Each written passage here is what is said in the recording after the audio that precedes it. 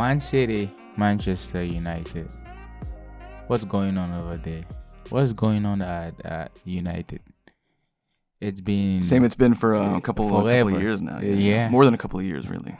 Well, Amorim said a couple of things. He's totally owning the fact that they're not doing great, and there's a lot of things, but he's rigid in terms of, I guess, implementing a new idea or tactical system. Yeah. He's so focused on the one he has and don't want to change. But is that a great sign of a manager? Not at all, no. In the midst of things not working, you should be adaptable. You should change.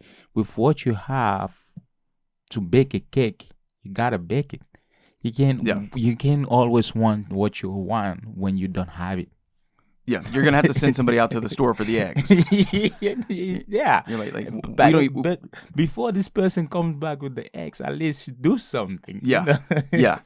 No, and it's like it's very Ten Hag like as well. I mean, like, I think that's what burns them down. with two things, I will say, it looks like the signings that he's made have been better than what Ten Hag did. However, the idea that they're so rigid and that they stick to their tactics, yet we also from afar don't really understand what their tactics are. So Both of them do the same thing like that. that's true. Apparently, when I was looking into Amorim's game plan, play since he's been coaching, he lost the 3-4-3, and that's what he wants to implement at United. But the problem to do that, you have to have the players for the system, same as Ten Hag. And another thing, he needs a midfielder that can carry a defensive or central midfielder for transitioning, for defending, and that can help transition. Now you're playing Bruno Fernandes out of position. You're 10. You can't play your 10 at trying to make him be a 6. Yeah. He don't even defend. Yeah, no, and it's like, and what do you want from him? You had multiple windows to get rid of Casemiro.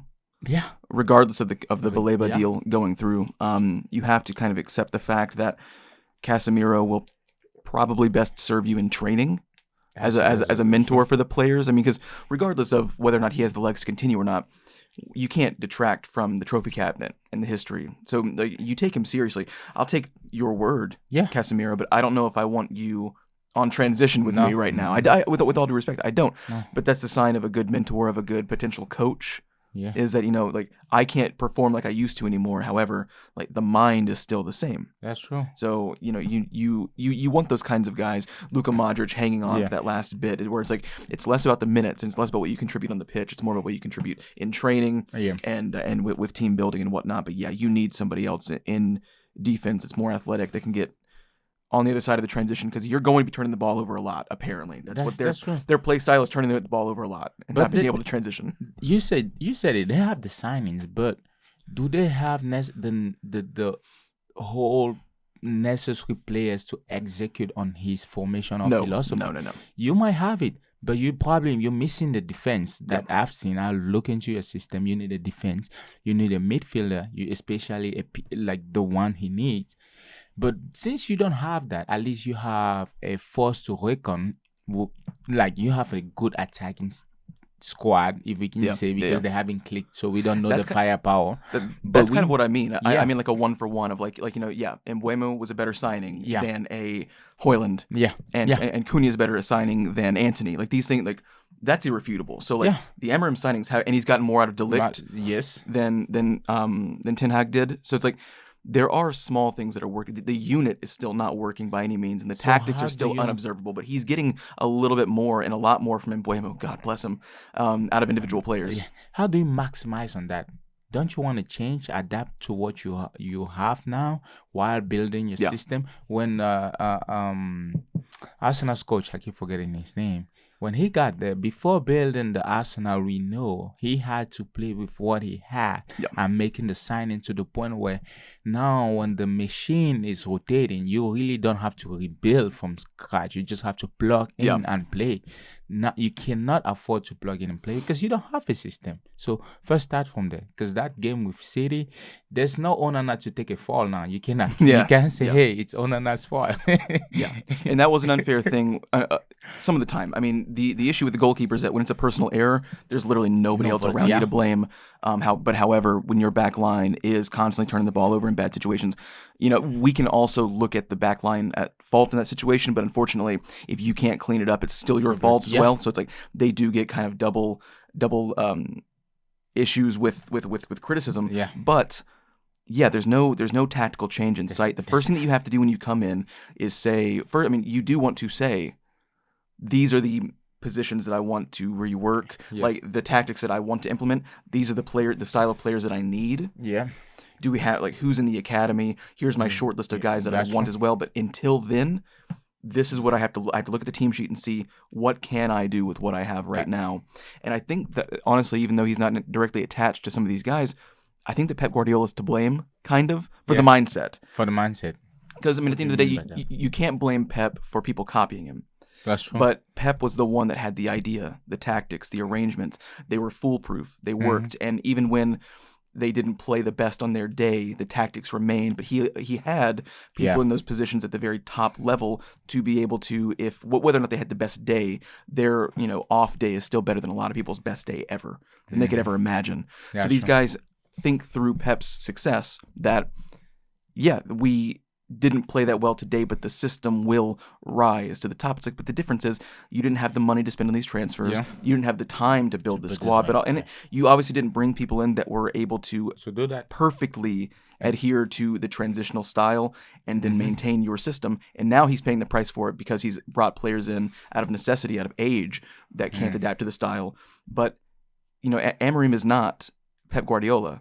Ten Hag is not Pep Guardiola. You have to adapt to your circumstances around you because not everybody has the money and the resources. But that's also the sign of a good manager, right? Because Mourinho used to do that. He will adapt. Mm-hmm. And Sir Alex Ferguson used to do that. I mean, you really never even knew the system. It's just that what you have, how do you make the best out of it? Yep. And if you can, and if you're rigid, when you don't have people to play that, because your system is demanding, you can't transition. What do you do if you can't transition? How do you fix this issue? And that's your problem. If they don't start thinking like that this way, he might not live long enough to see December. The reason why I said December, if they fire him now, United has to pay 12 million. Yeah.